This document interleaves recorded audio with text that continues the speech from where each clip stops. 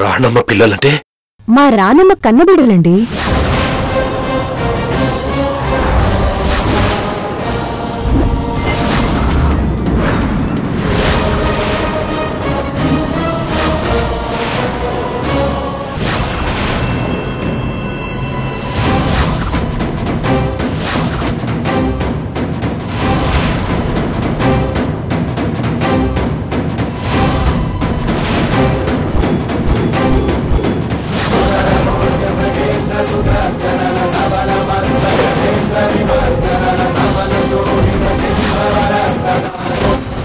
ఆ ముగ్గురు పిల్లలు మా రానమ్మ ప్రాణం. ప్రతి క్షణం వాళ్ళని తలుచుకుంటూ బాధపడుతూ ఉంటుంది.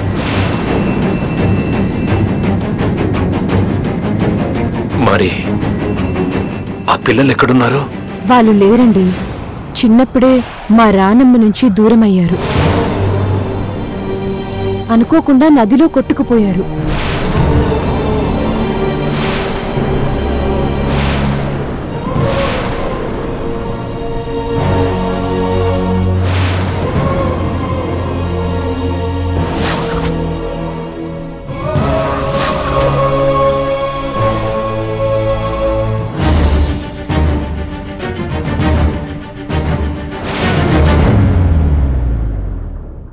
వాళ్ళు బ్రతికున్నారో లేదో కూడా తెలీదు.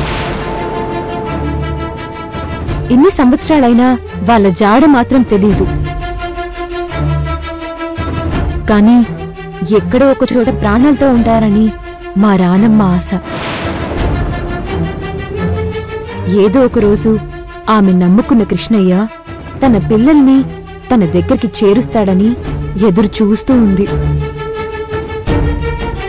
నాలాంటి అనాథ పిల్లల్ని దగ్గరికి తీసుకుని చదివిస్తుంది, పెంచి పెద్ద చేస్తుంది.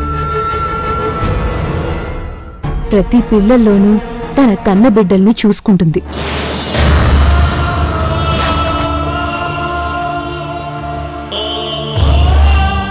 అందరికీ మంచి చేసే మా రానమ్మకి ఆ దేవుడు దయదల్చి తన బిడ్డల్ని తనకిస్తే బావుండు. అవును, సరేనమ్మా, నేను వస్తాను.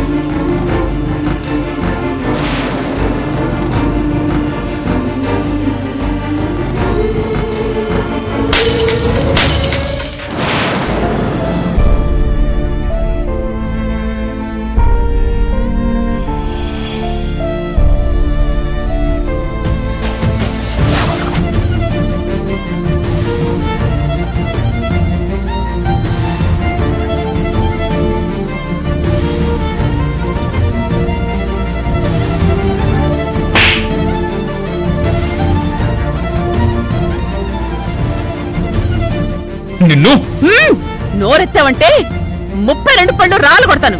జాగ్రత్త.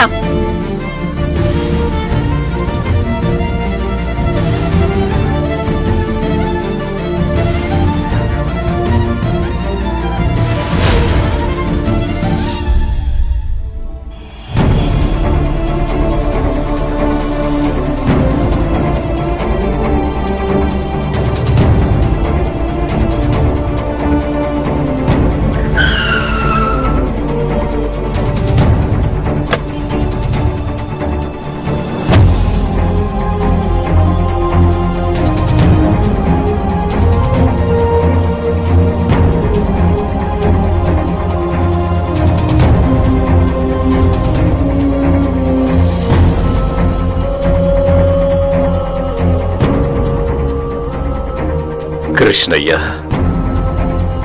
నీ లీలలందరికీ అర్థం కావంటారు. ఎవరినెప్పుడు విడదీస్తావో, ఎవరినెప్పుడు కలుపుతావో నీకు మాత్రమే తెలుసు కృష్ణయ్య. రాణమ్మ నుండి పిల్లల్ని దూరం చేశావు. ఆ బిడ్డల్ని నాకు దగ్గర చేసి నన్ను నాన్న అని పిలిపించేలా చేశావు. దారి తప్పిన పిల్లల భవిష్యత్తును చక్కదిద్దడానికి మళ్ళీ ఆ తల్లినే ఈరోజు అమ్మగా నటించడానికి ఆ పిల్లల దగ్గరికి పంపించావు. ఈ ప్రపంచంలో నాకంటూ ఎవరు లేరనుకునే సమయంలో ఆ ముగ్గురిని నా దగ్గరికి చేర్చావు.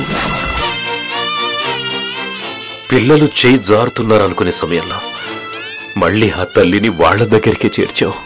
వాళ్ళను ఒక దారిలో పెట్టేలా చూస్తున్నావు.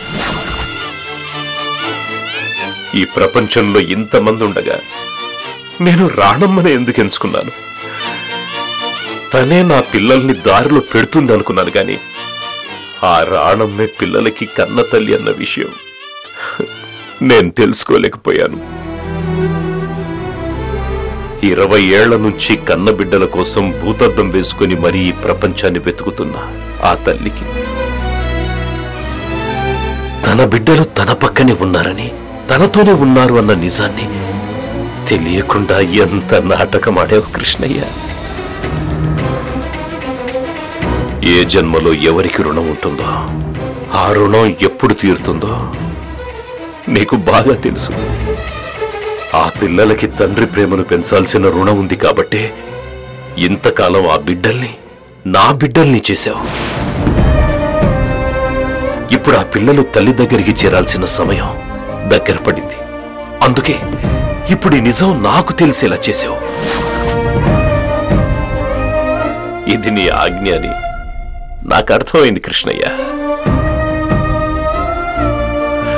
ఆ తల్లి బిడ్డల్ని కలుపుతాను. ఇన్నేళ్లుగా ప్రాణాలతో ఉన్నారో లేదో తెలియక పిల్లల కోసం పరితపించిపోతున్న ఆ తల్లికి నిజం చెప్పి తన బిడ్డల్ని తన చింతకి చేరుస్తాను కృష్ణయ్య. ఇంతకాలం తను పెంచుతోంది నా బిడ్డల్ని కాదు, వాళ్ళు నీ బిడ్డలే అన్న నిజాన్ని రాణమ్మకి నేను చెప్పేస్తాను. తన కళ్ళల్లో అప్పుడు కనిపించే సంతోషాన్ని నేను చూడాలి కృష్ణయ్య. గ్రహణం వీడిన తరువాత చంద్రుడు వెదజల్లి వెన్నెల ఎంత అందంగా ఉంటుందో ఈ నిజం తెలిసాక రాణమ్మ మోహంలో అంత వెలుగును చూస్తాను. కన్న బిడ్డలు దొరికాక తల్లి ముఖంలో కనిపించే సంతోషాన్ని నేను చూడాలి కృష్ణయ్య. ఈ అవకాశం నాకు కల్పించినందుకు 2 చేతులెత్తి నీకు దండం పెడుతున్నాను.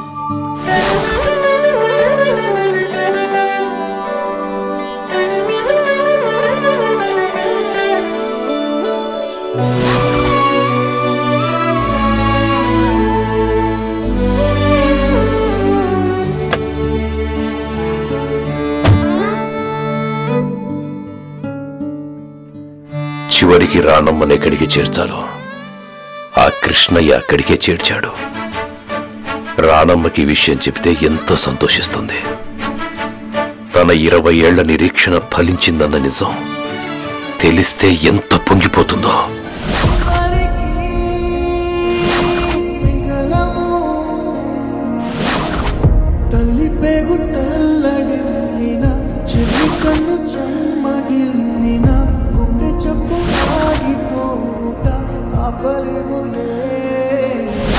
నాన్నలాగా పరువు మోసిన అన్నవయ్యి దారి వేసిన వెళ్ళిపోయి పాత్రని మళ్ళీ రావులే. ఎక్కడ పోగొట్టుకున్నామో అక్కడే వెతకాలంటారు. 20 ఏళ్లుగా ప్రతి కృష్ణ జయంతి రోజున ఇక్కడికి వస్తూనే ఉన్నాను. కృష్ణ జయంతి కూడా వెళ్ళిపోయింది. ఇంకా నా బిడ్డల జాడ దొరకలేదు. ఇంకా ఎన్ని సంవత్సరాలు చూడాలమ్మా ఈ ఎదురు చూపులు?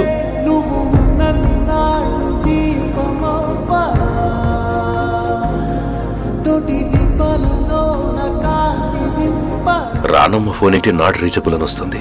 నువ్వు లేకుంటే కాలమాగిపోదు.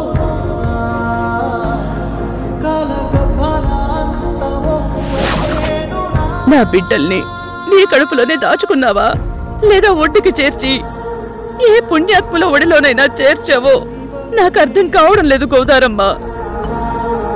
నా ఊపిరి పోయేలోగా అయినా నా పిల్లల్ని కలుస్తాను అనే నమ్మకంతోనే బ్రతుకుతున్నాను. నేను చేసుకున్న పుణ్యం ఏదైనా ఉంటే అది నా బిడ్డలకి ఊపిరి పోయకుండా పోతుందా? ఏ మహానుభావుడో నా పిల్లల్ని ఆదరించకపోతాడా అని గంపెడాశతో ఎదురు చూస్తున్నాను.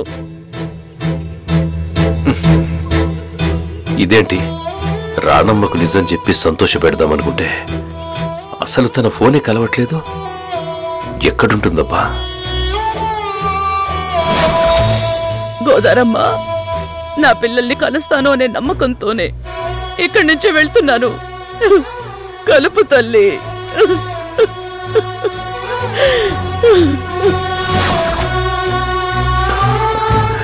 అయినా ఇంత గొప్ప విషయం ఇలా ఫోన్లో చెప్పడం కంటే నేరుగా రాణమ్మకు చెప్తేనే బాగుంటుంది. ఈ నిజం తెలియగానే రాణమ్మ కళ్ళల్లో కనిపించే ఆనందాన్ని, ఆశ్చర్యాన్ని డైరెక్ట్ గా చూడాలి. అదే కరెక్ట్.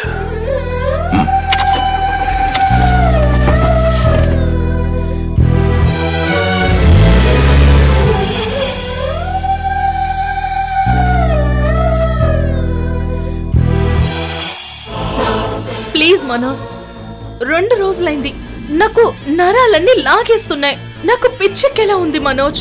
ఒకే ఒక్క డోస్ ప్లీజ్ మనోజ్, ఒక్క డోస్. చూడు కార్తిక, ఇది అన్ని బిజినెస్ లాగా కాదు. ఇక్కడంతా క్యాష్ అండ్ క్యారీ. నువ్వెంత తెలిసిందానివైనా డబ్బులు లేకుండా నేను మాలివ్వడం కుదరదు.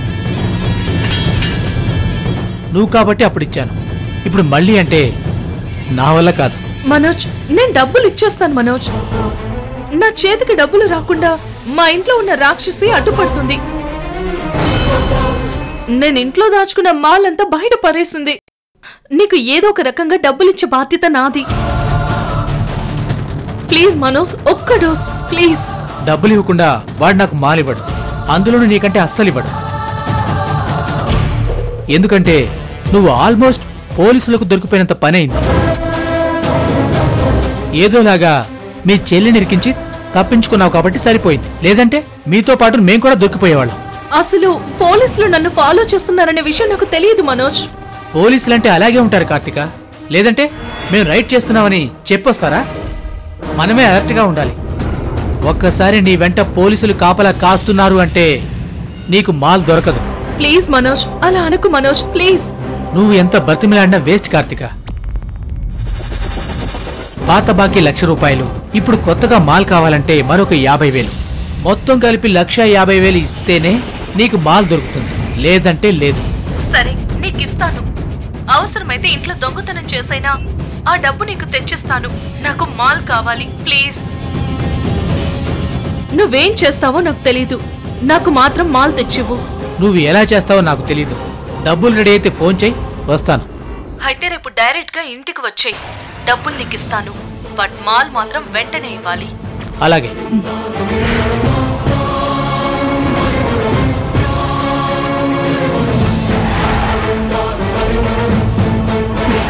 నువ్వు మాల్ తీసుకోవడం రికార్డ్ చేస్తుంటే కరెక్ట్గా బుక్ అయ్యేదానివి కార్తిక. నన్ను అన్యాయంగా కేసులు ఇరికించావు కదా, నిన్నెలా పోలీసులకు పట్టిస్తానో చూడు. రేపెలాగో వాడి దగ్గర డ్రగ్స్ తీసుకుంటావు కదా, అప్పుడు వీడియో రికార్డ్ చేస్తాను. ఆ ఎవిడెన్స్ చాలు నిన్ను జైలుకు పంపించడానికి.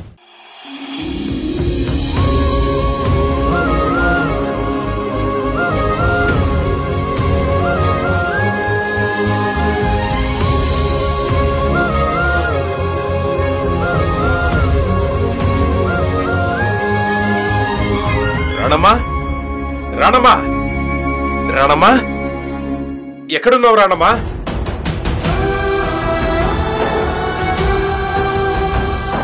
రాణమ్మా, రాణమ్మా,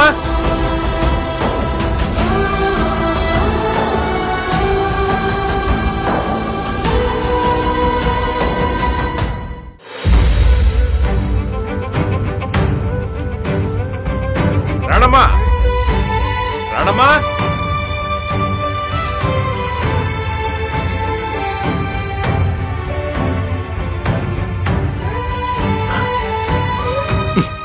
ఎక్కడికి వెళ్ళింది రాణమ్మా? ఫోన్ చేస్తుంటే నాట్ రీచబుల్ అని వస్తుంది. రేపు ఉదయం 10 గంటలకల్లా కేక్ రావాలి.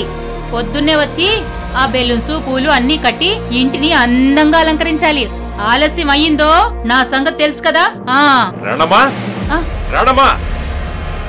పంకజం, అయ్యగారు, రాణమ్మ ఇక్కడ కనిపించట్లేదు. ఉదయాన్నే బయటికి వెళ్ళారయ్యా. ఎక్కడికి వెళ్ళింది? తెలీదయ్యా.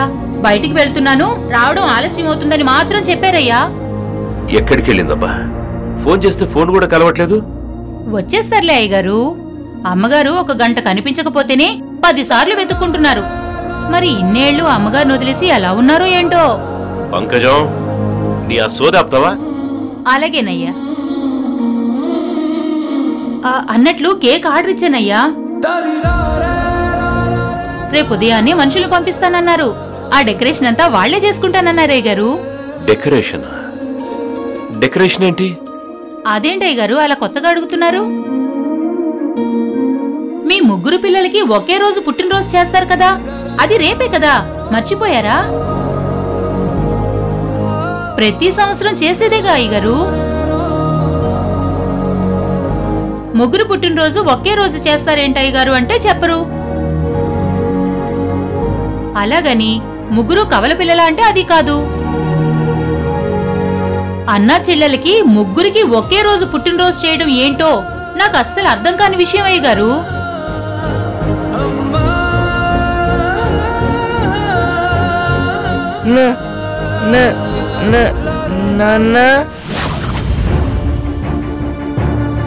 ఇక నుండి మీరు 3 నా బిడ్డలే. నా కన్న బిడ్డలాగే పెరుగుతారు నాన్న.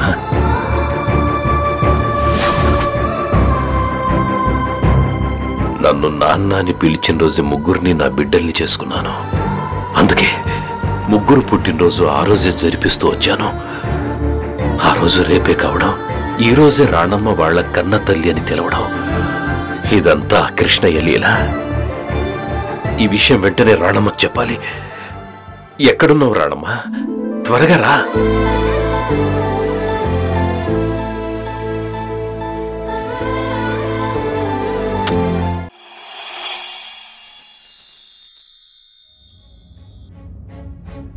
ఇదేంటి లాక్ చేయకుండా తలుపు ఓపెన్ గానే ఉంచారు?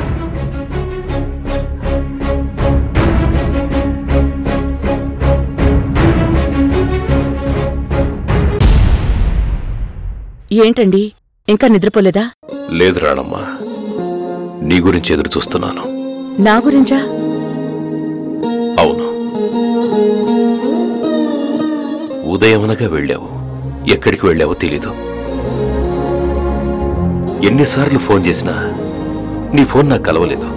అది సిగ్నల్ సరిగ్గా లేవండి. ఒక పని మీద వెళ్ళాను, అక్కడ ఫోన్ పనిచేయడం లేదు. ఇంత రాత్రి టైం అయినా నా కోసం ఎదురు చూస్తున్నారు. ఏంటి విషయం? పిల్లలందరూ ఇంటికి వచ్చేసారా? అందరూ వచ్చేశారు. నేను ఎదురు చూస్తుంది నీకోసమే. చెప్పండి. నీ గురించి గాని నీ గతం గురించి గాని నేనెప్పుడు అడగలేదు. ఈరోజు తెలుసుకోవాలనుకుంటున్నాను. అది ఇప్పుడు మీకు అవసరమా? అవసరమే అని అడుగుతున్నాను. చెప్పుకునే అంత సంతోషకరమైన గతమేం కాదులేండి. అందుకే నాకు చెప్పాలనిపించడం లేదు. నన్ను అడక్కండి. చేదుగతాన్ని చెప్పొద్దనుకోవడం నీ సంస్కారం. కానీ నాకంతా తెలుసు. ఏం తెలుసు? ఇప్పుడు నువ్వు నీ 3 పిల్లల్ని వెతుక్కుంటూ వెళ్ళావు కదా రాణమ్మ.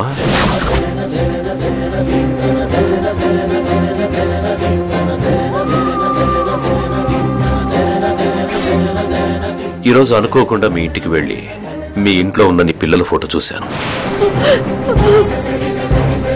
రోడ్డు మీద గిరిజకు చిన్న యాక్సిడెంట్ అయితే ఇంటికి వెళ్ళి దించేసి వచ్చాను. గిరిజకి ఇప్పుడు ఎలా ఉంది? చిన్న గాయమే, భయపడాల్సిన పనేం లేదు. అక్కడ నీ పిల్లల ఫోటోను చూశాక గిరిజ జరిగిందంతా చెప్పింది. నిజమేనండి. ముక్కు పచ్చలారి నా 3 బిడ్డలు నదిలో కొట్టుకుపోయారు. ఆ ఆ రోజు నుంచి ఈ రోజు దాకా వాళ్ళ జాడ తెలియలేదు. అసలు ప్రాణాలతో ఉన్నారో లేదో కూడా తెలియదు. ఏదో ఒక రోజు ఎక్కడో ఒక చోట మళ్ళీ నా పిల్లల్ని చూసుకుంటాననే ఆశతో బ్రతుకుతున్నానండి.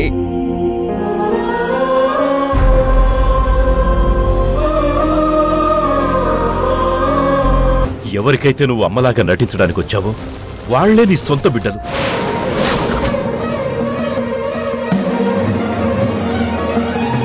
ఏం చెప్తున్నారండి?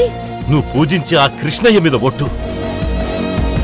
కృష్ణ, కార్తీక, కావేరి ముగ్గురు నీ రక్తం పంచుకు పుట్టిన బిడ్డలు, నీ బిడ్డలు.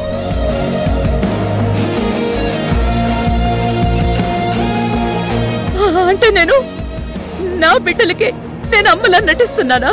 అవును రాడమ్మా,